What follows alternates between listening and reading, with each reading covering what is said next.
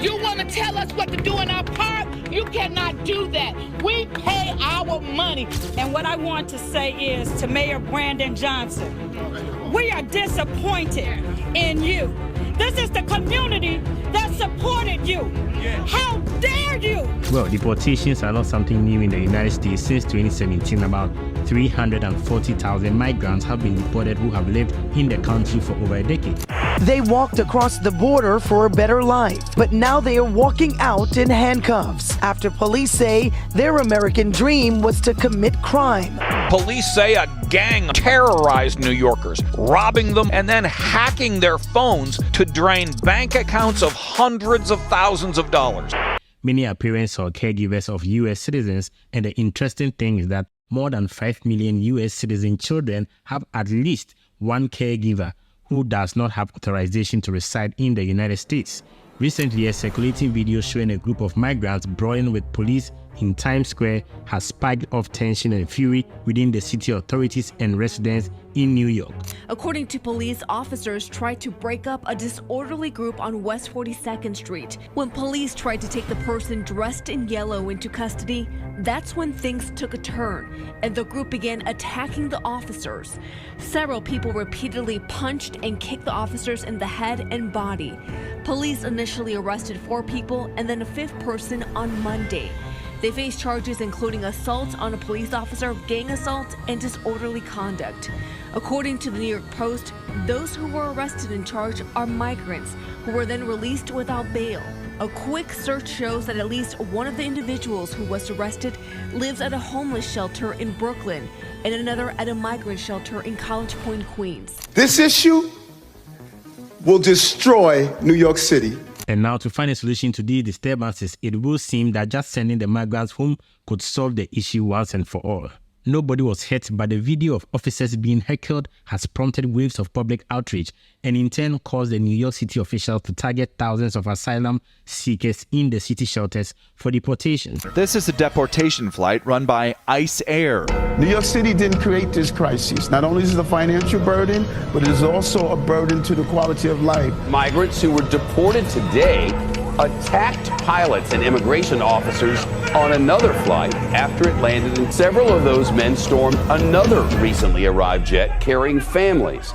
We need to ensure that dangerous people don't remain on the street, and it doesn't matter if they're migrants, asylum seekers, or if they're long-term New Yorkers. This city must be safe. We deserve to be safe, and I believe that wholeheartedly. And before you get angry at the city officials, you might want to know that according to reports, there are organized criminals in New York City recruiting migrants to engage in crimes in the city. How did these migrants end up on the wrong side of the law? Police say it did not happen overnight and that they are organized criminals. Police say a ringleader of the group has been recruiting migrants who recently arrived in the city to do his dirty work. Now, it's unfortunate considering you traveling to another country to look for a better life and get yourself involved in crime. Now, it doesn't even make sense because at the end of the day, other innocent asylum seekers cannot have better opportunities because of a few bad nuts. Now, the unfortunate aspect of this situation is that many of these asylum seekers fear unfair prosecution should they be forced to return to their countries from which they migrated. According to these reports, the consequences of these deportations end with some migrants being kidnapped, tortured, abused, or even raped, and in some cases, others end up losing their lives as a result. And how long have you guys been here in the United States? Actually, 7 months. And in your 7 months here, have you just had to go through the cycle over and over of trying to get a place to sleep every night, every month? Yeah. Are you happy you came to the United States? I was happy, but actually now, which is difficult, so it's so difficult. Do you wish you would have stayed in Orchania? No, actually, if I can, I will come back, but I cannot because I feel my life if I come back there, so I don't have a choice just to stay. But we must also look at this issue holistically and see how these issues affect residents, because it will be unfair to not look at the impact this level of migration is affecting these communities. Within seconds of city officials taking the microphone, community members anxious to speak their minds took center stage. If you had your right mind and see a crowd like this, you would say to yourself, they don't want it. and we're not anti-migrants, but it shouldn't be on our backs. Still unclear when approximately 200 migrants might be moving in. 29th Ward Alderman Chris Taliaferro, who says he is strongly opposed to the plan, tried to settle tensions. But neighbors say programs for youth and elderly residents are at risk if their field house becomes a sanctuary. A lot of these young boys, they don't have fathers. So a lot of these coaches, they are their father. They spend part of their weekend here alone during the week. That keeps them a safe place. It gets them mentorship. It shows them discipline. Hours before the meeting, neighbors held a protest outside, blasting the plan. We ain't having that, no. You want to tell us what to do in our park? You cannot do that. We pay our money. Some calling for more transparency from the 5th floor. And what I want to say is to Mayor Brandon Johnson, we are disappointed in you. This is the community that supported you.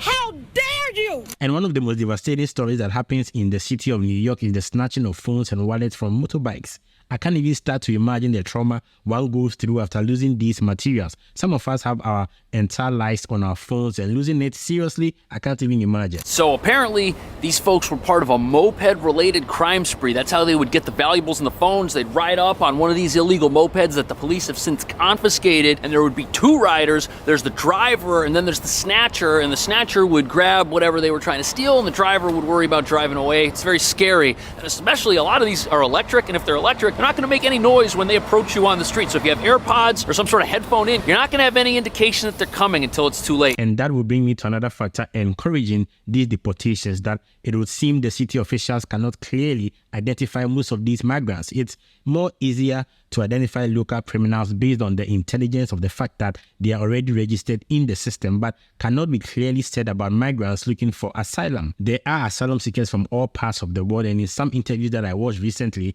some just sell cigarettes for a living and make just about $10 a day. And have you been able to get a job? No, I don't have any job. Any job? No. So what do you do during the day? Right now, I sell cigarettes. Sell cigarettes? Yeah. Is that how you make the money? Yeah, simple. And how much do you make a day selling cigarettes? Every day I make $10. However you look at it, for a migrant, making $10 a day is much better than the average salary they earn back in their home countries, because if you convert the USD into their international currency, it's worth more than if they were back home. So most of them are not really looking to want to go back home. Their accommodation is costing taxpayers £5.5 million a day. Abdullah is from Tanzania. I'm not happy in the hotel, and I'm not happy in this whole situation about Home Office.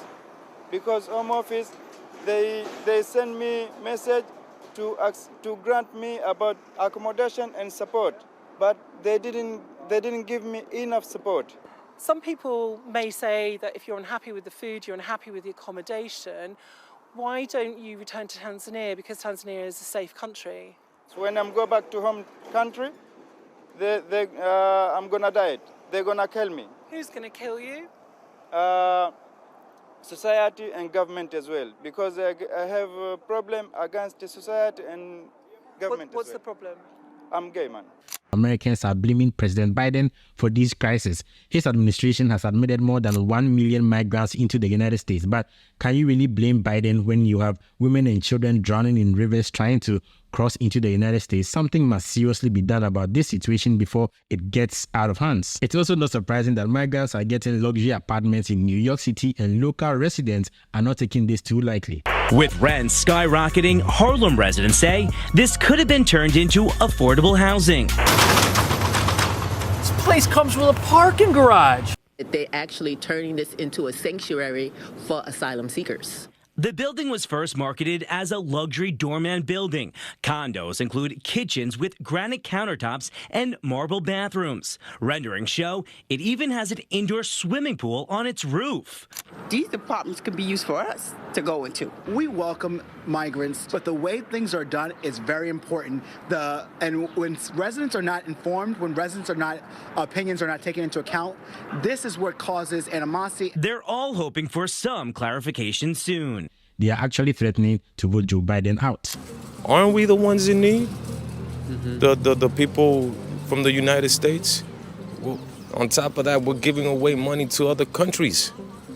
We're the ones in need. Like, this is ridiculous. That's why I've never voted in my life, and I'm voting this year for Trump because things need to get back to normal. Who's to blame for all this? Sleepy Joe. Sleepy Joe's the one to blame for all of this. As you just gotta look at him on TV. He doesn't do anything. He's made things worse. Now, in my perspective, I think that the major issue with New Yorkers is the help that the government is giving to the migrants when they themselves need help.